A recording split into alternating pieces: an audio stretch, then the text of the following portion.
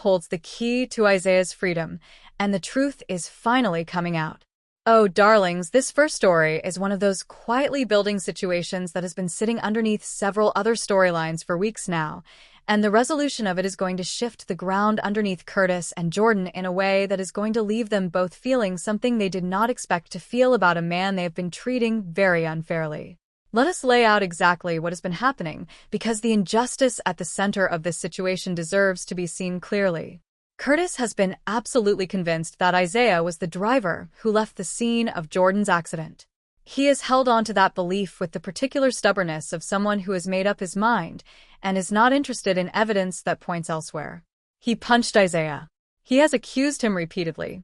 He has essentially built his entire legal defense around the idea that Isaiah was guilty of something terrible that night. And Isaiah could not defend himself. Not fully. Not in the way that would have ended this immediately, because he was somewhere that night that he promised to keep confidential. He was treating a patient under circumstances that required absolute discretion. And being the kind of man he is, professional, ethical, committed to the oath he took, he kept that promise even as the accusations kept coming and the damage to his career and his relationship with Portia kept mounting. Here is what Isaiah was actually doing during the crash. Rocco had been injured. The kind of injury that could not go to a hospital without raising questions that Lulu desperately did not want raised. The connection to the shooting was too direct, too dangerous to have in any official record. So Lulu reached out to someone she trusted, someone with the skills to handle it quietly and the loyalty to keep it between them. Isaiah went to her house. He treated Rocco. He prescribed what was needed. And he promised not to say a word about where he had been. He kept that promise through everything. Through Curtis's fist. Through the civil lawsuit.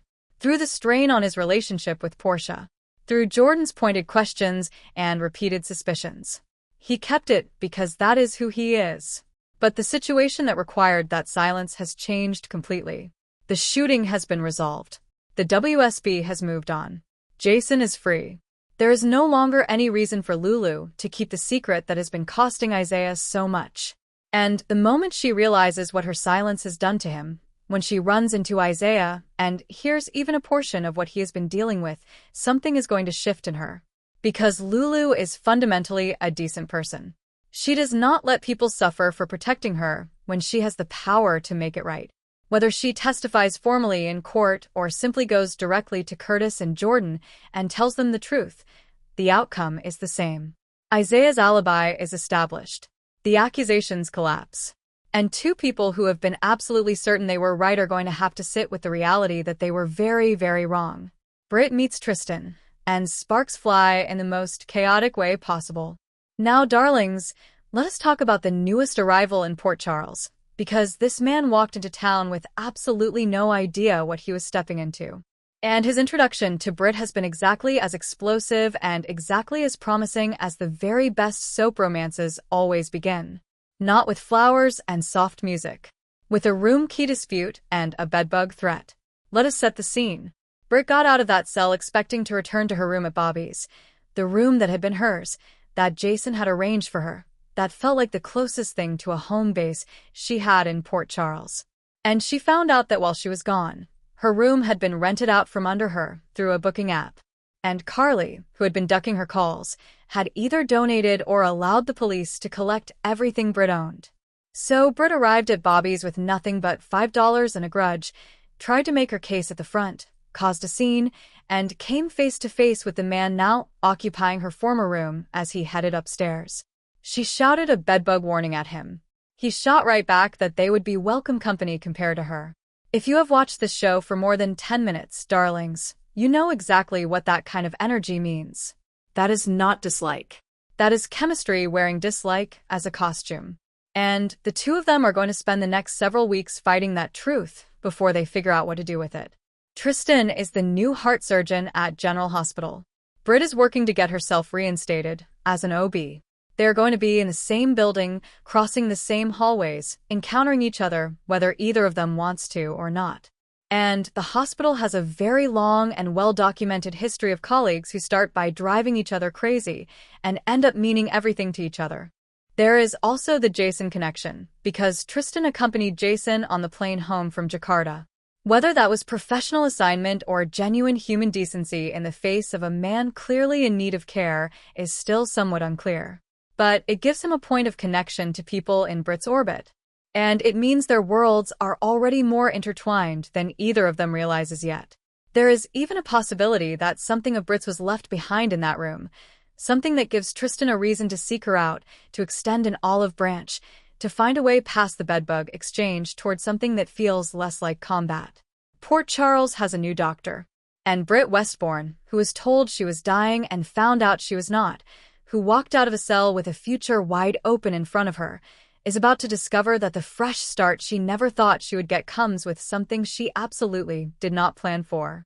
Anna keeps talking to Peter, and the answers she is seeking are deeply dangerous. And now, darlings, we close this week with a storyline that is the most psychologically complex and the most genuinely frightening thing General Hospital is building this summer. Because Anna is still talking to Peter. Not metaphorically. Not occasionally. Constantly. Actively.